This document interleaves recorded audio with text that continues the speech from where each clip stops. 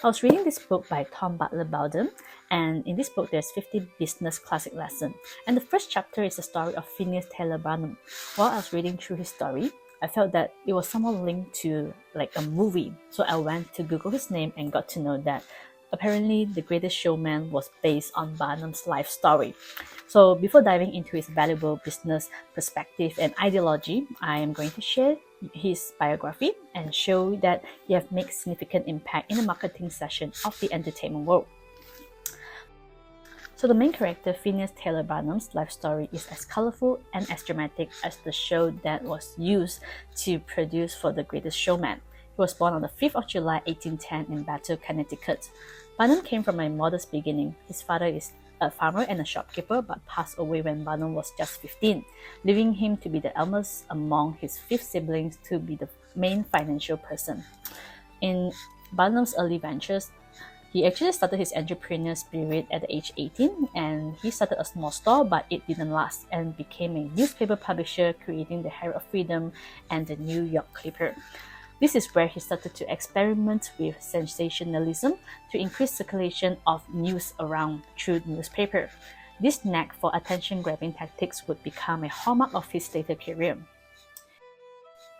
The rise to fame of Barnum's breakthrough came with his first big spectacle, Joyce Heth. He marketed her as a 161-year-old nurse of George Washington, despite the fact that she was much more younger. This venture, though controversial and later discredited, demonstrated Barnum's mastery in creating buzz and attracting crowds.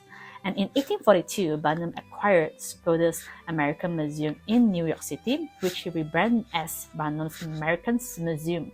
It featured a wide array of attractions, including curiosities, live performances, and exotic animals. His showmanship extended to creating elaborate, often dubious, narrative around his exhibits, such as the Fiji Mermaid and the Cardiff Giant, both of which were later rebuilt to be just hags.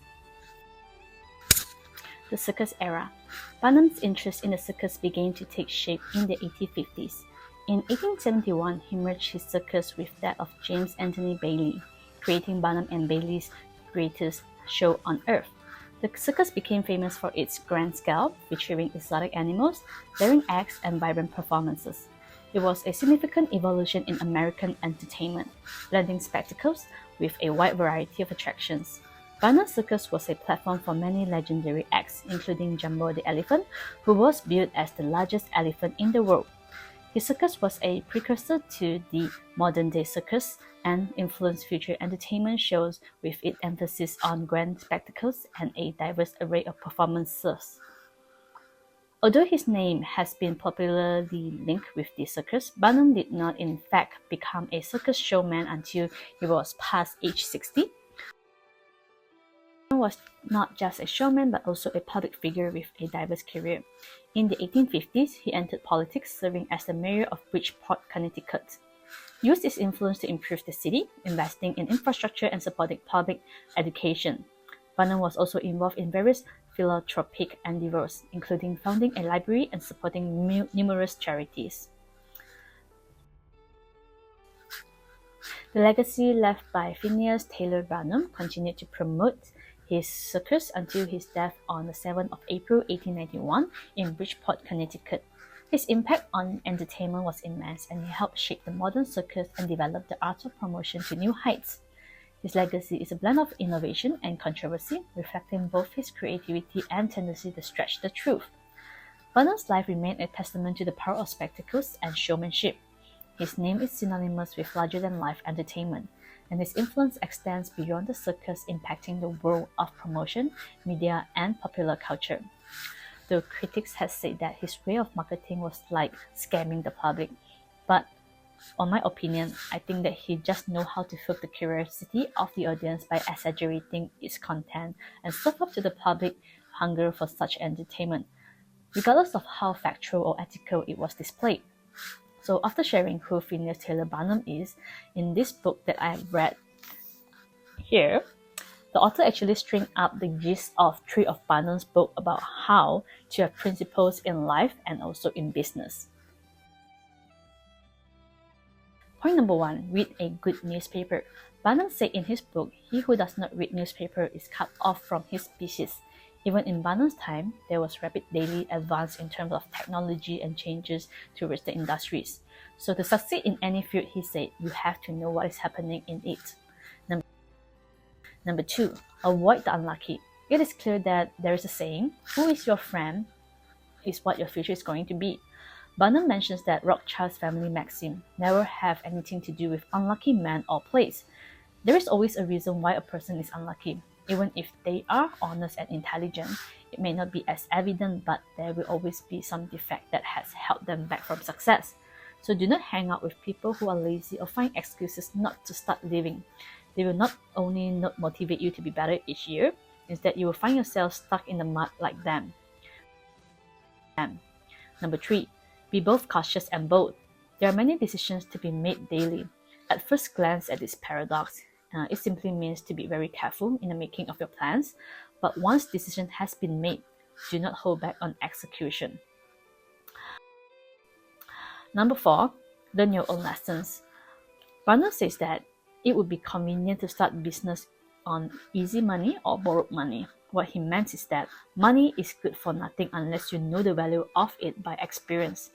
And he said that it is more difficult for him to make his first $1,000 when he started his business than to accumulate all his millions of debts. So instead, he mentioned that our learning curve is what makes us really experienced and precious.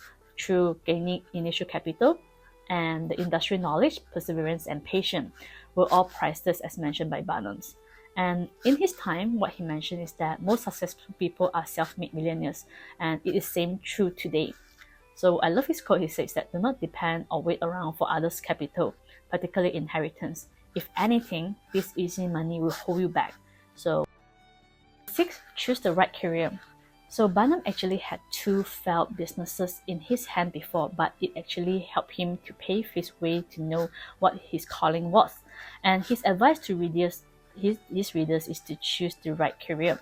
He goes as far as saying, choose a career basis that it was suited to your taste. That would be the surest way to succeed for any young people. And we are all born for some purpose, and each has their own calling. And he said that unless a man enters upon the vocation intended for him by nature, the best suited to his peculiar genius, he cannot succeed. And he said he's very glad to believe that the majority of the people do find their right vocation. Yet sometimes we do see people mistaken their calling and end up in the wrong occupation. Barnum has actually shared was that to choose the right location for your business.